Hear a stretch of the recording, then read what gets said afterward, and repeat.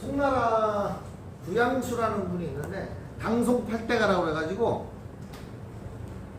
당나라와 송나라가 중국 역대 왕조 중에 문화와 예술, 문학이 가장 발달한 나라예요.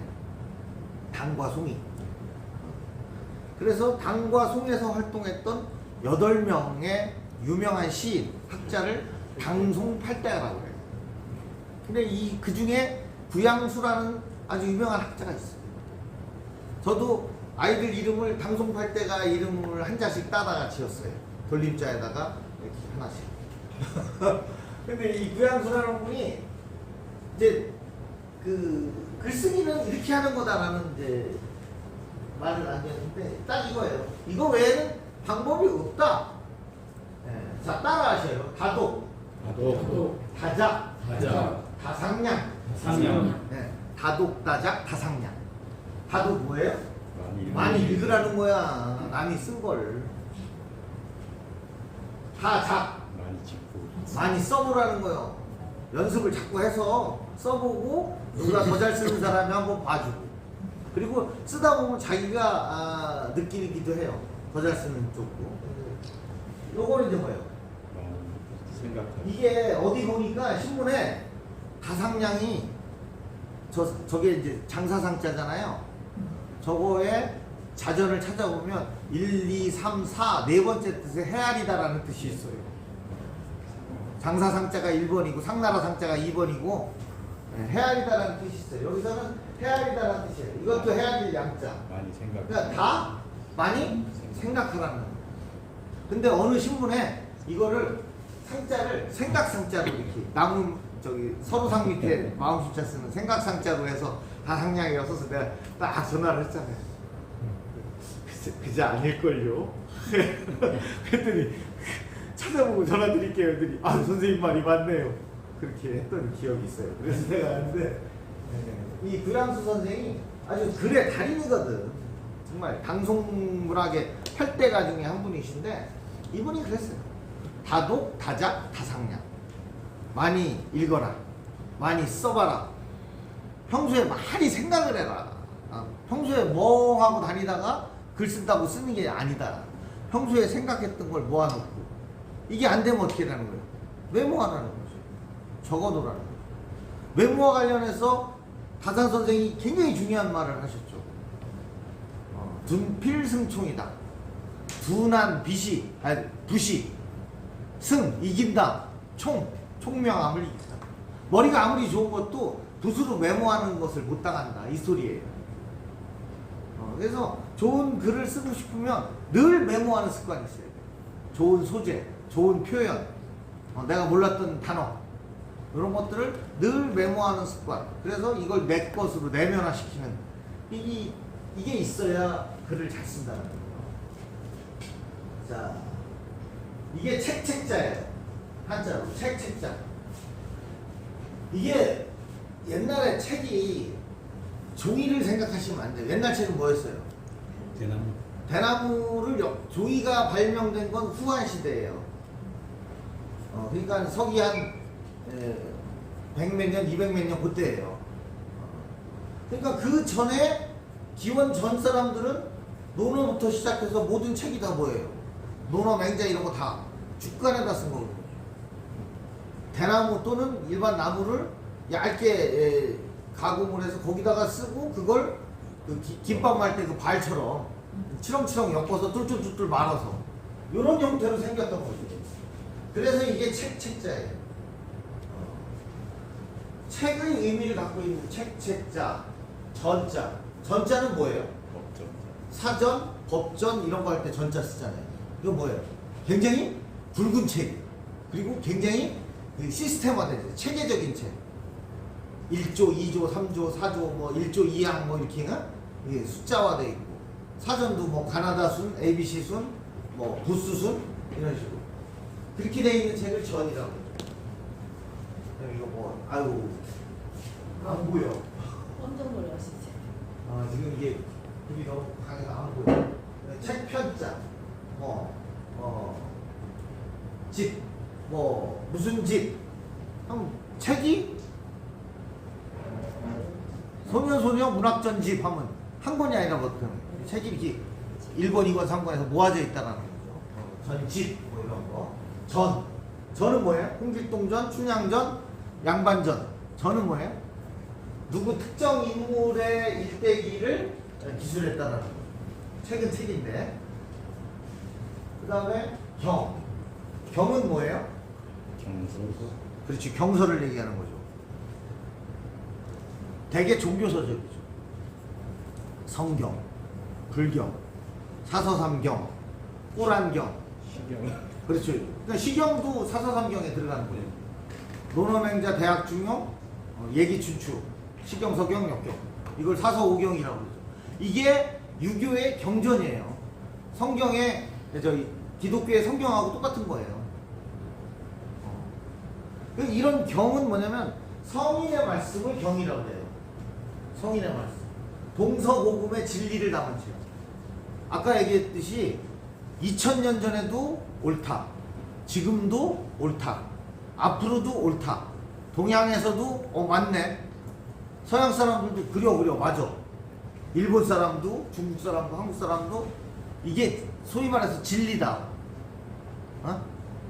라고 하는 말들만 모아놓은 책을 또 우리 경이라고 해요.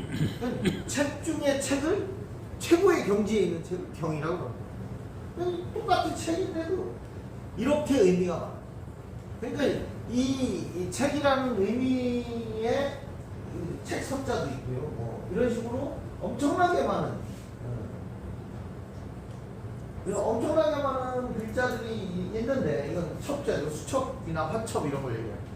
그 갖는 미묘한 차이가 있어요. 한글로는 집 그러지만 집옥, 집당, 집재, 뭐 집루, 집헌 한자로는 수십 가지가 있어요. 근데 다 달라. 밑에가 뻥 뚫리고 있는 데는 루.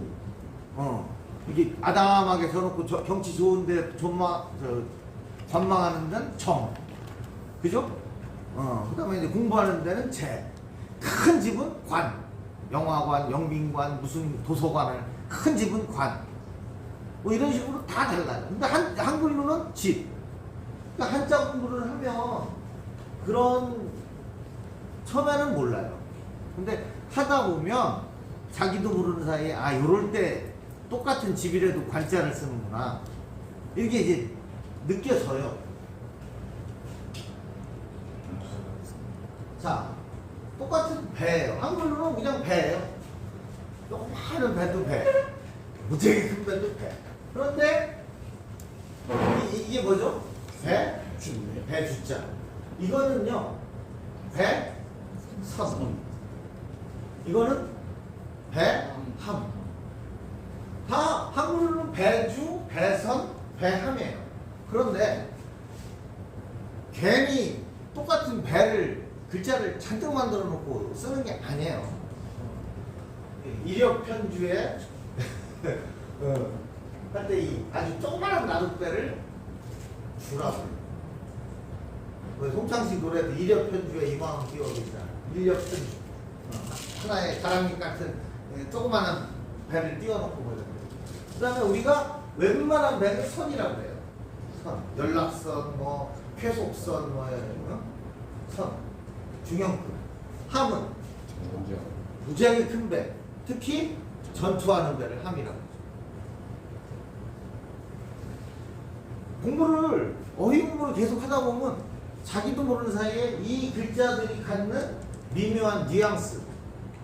아까 그 매실청과 설탕과 홍시의 그 미묘한 맛이 다르듯이 이 한자 하나하나의 의미가 누가 꼭 가르쳐줘서가 아니라 하다 보면 느껴져요. 그러면 거기에 맞는 이 표현을 쓰는 거예요. 그게 중요한 거예요. 별거 아닌 것 같아도. 네, 이건 다 집이에요. 루는 뭐예요? 아까 얘기했지만 좀 밑에가 뻥 뚫려 있는 거죠. 그걸 루. 정은 뭐 뚫려도 되고 막혀도 되는데 조그만 거죠. 팔각정, 뭐 무슨 정 해서 정자. 근데 정은 되게 경치가 좋아야 돼. 그럼 각 작은 뭐 비각 이렇게 조그만 집인데 뭐 뭔가를 보호하기 위해서 이렇게 조그맣게 친 거, 비석 보호하는 집을 비각, 뭐 무슨 각 이렇게 하죠. 사, 이건 집사. 그렇지. 학교 건물은 교사라고 그러거든. 기숙사, 뭐 교사 이런 거. 실, 재, 헌, 이것도 실, 강, 관, 대, 청와대. 이게 다 달라요. 제시를 할 때 예? 제시 재, 삼가하는 집. 나는 제시 그 제자예요. 제시네. 여기 제시? 제일 끝에. 네. 그건 이제 책 읽는 쪽이고 네. 제사 지내는 서재라고 할 때 이제 이런 예, 재를 쓰는 예, 거예요. 맞습니다. 그래 이제 서재 서산 태안 쪽에 가면 놀랬어. 녹음이 안 되는 거. 서산 태안 쪽에 가면 식관이라는 상호가 꽤 보여요. 식관. 식당이라고 안 하고 식관이라고 썼어요. 이게 뭐냐면 관은 큰 집이기도 하지만 잠도 자고 술도 먹고 사람이 모여서 연애도 하는 집을 관이라고 해요. 그래서 영빈관, 뭐 백악관, 여기 유천동 사거리 한국관, 그게 사람들이 먹고 놀고 마시고 연애하고 이런 데를 관이라 그러거든. 위험한. 그러니까 식당이라고 할 때 이 당자를 쓰는 것보다는 이 관자를 쓰는 게 제가 볼 땐 맞아요.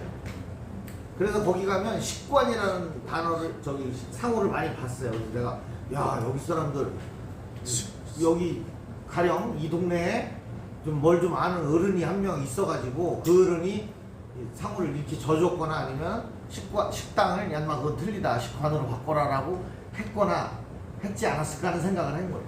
관은 먹고 자고 하는 걸 같이 할 수 있는 곳이 뭐 그럴 거예요. 그래서 하여튼 여관. 여관은 또 근데 또 자기들 도서관을 또 왜 그 관자를 쓰는지 모르겠네. 그러니까 이게 마음이 먹는 하여튼 양심이 미묘해요. 다 달라요. 한국말로는 그냥 집이지만. 그래서 어떻게 쓸 거냐. 제일 좋은 건 필사적으로 필사하다. 죽을 각오로 따라 써봐라. 가르쳐 줄 사람이 없으면 혼자 배우는 수밖에 없는 건데 가장 고된 과정이지만 가장 빠르고 정확해요.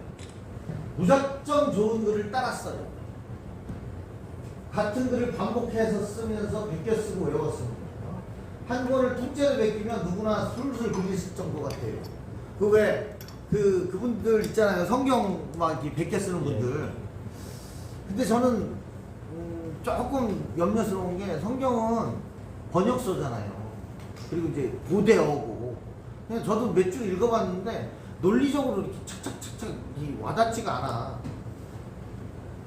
비유와 은유를 써있기 때문에 그럴 수도 있겠죠. 그런데 그런 거보다는 논리적인 글. 논리적인 글을 그래서 제일 좋은 건 제가 볼 때 신문 칼럼이에요. 사설. 사설이나 칼럼. 특히 칼럼 보면 고수들 기가 막히게 쓰는 사람이 있어. 어떻게 이 상황을 여기다 빗대갖고 이렇게 그냥 콕 찌르듯이 정확하게 그러면서 자기 주장을 정확하게 힘을 실어서 쓸 수가 있을까 하는 그런 생각이 드는데 그걸 미친 척하고 따라 쓰세요. 그리고 다 쓰고 났다 힘들어요. 또 따라 쓰세요. 3번, 4번 쓰세요. 똑같은 글을. 그러면 이게 거지반 외워져요. 그러면 3번 쓰고서는 이제 한번 내가 그대로 외운 대로 이게요 3번 읽는 거하고 3번 쓰는 건 정말 달라요. 3번 쓰면 거의 외워져요. 그럼 내가 외운 대로 써보는 거야. 그리고 나서 원래 글을 놓고 고쳐가면서 아 여기를 내가 못 외웠구나. 그런 식의 훈련을 서너 번 하면요 천지가 개벽할 정도로 자기도 깜짝 놀랄 정도로 자기의 글솜씨가 좋아져요. 근데 사람들은 이걸 하기 싫은 거야. 귀찮고 힘든 거야. 바쁜 거야. 근데 글은 잘 쓰고 싶은 거야. 안 되는 거래. 요거를 몇 번 하면, 그리고 굉장히 그 로지컬한 글, 아주 그 논리 정연한 글을 책 한 권을 100개 쓰잖아요? 아니, 말할 것도 없어. 정말 잘 쓰겠다. 이것도 괜찮아요. 타이핑도 괜찮지만 더 좋은 건 6필로 쓰는 거예요. 그래서 책 한 권을 100개 쓰. 근데 엉성한 거, 아까 얘기했던 그 자기계발서 이런 거 따라 쓰면 안 되고, 그건 어차피 베낀 거에 또 베끼고 또 베끼고 해서 자기 철학이 없는, 논리가 없는 책들이에요. 그냥 허영심 막 이것만 자극하고 사람에게 욕망을 부채질하는 내용밖에 없어. 그런 걸 읽고 막 욕망에 불타가지고 성공할 거야 뭐 이런 식에 가진 사람이 무슨 인문학 공부를 해요. 인문학은 내려놓고 하는 거지. 그래서 무작정 좋은 글을 따라 쓰면 돼요. 반복해서 쓰고 베껴 쓰고 외워 쓰기. 스승이 없다면 그 책을 그대로 베껴 쓰는 게 스승이 될 수 있다는 얘기예요. 한 권을 통째로 베끼면 누구나 술술 글을 쓸 정도가 돼요. 자신 있게 말씀드릴 수 있어요. 아무 책이나 베끼면 안 돼요. 명문장가의 글을 선택하라는 거예요. 제가 죄송스럽지만 지난주에 한 권씩 나눠드린 게 저게 딱 쓰기 좋고 나름 그 명료하게 정리된 글들이에요. 칼럼집이라고. 그래서 한 권씩 드린 거예요, 제가. 이걸 샘플링 하라고. 거기서 다 하라는 얘기가 아니고 자기가 이렇게 보면 동감하는 글이 있어. 아, 맞아. 나도 이 사람하고 글이 생각이 똑같아 하는 거. 읽을수록 감칠맛이 나는 거. 그럼 그걸 한번 아우 이걸 언제 해라고 막연하게 생각하지 마시고 저한테 속는 셈 치고 제가 시키는 대로 해보세요.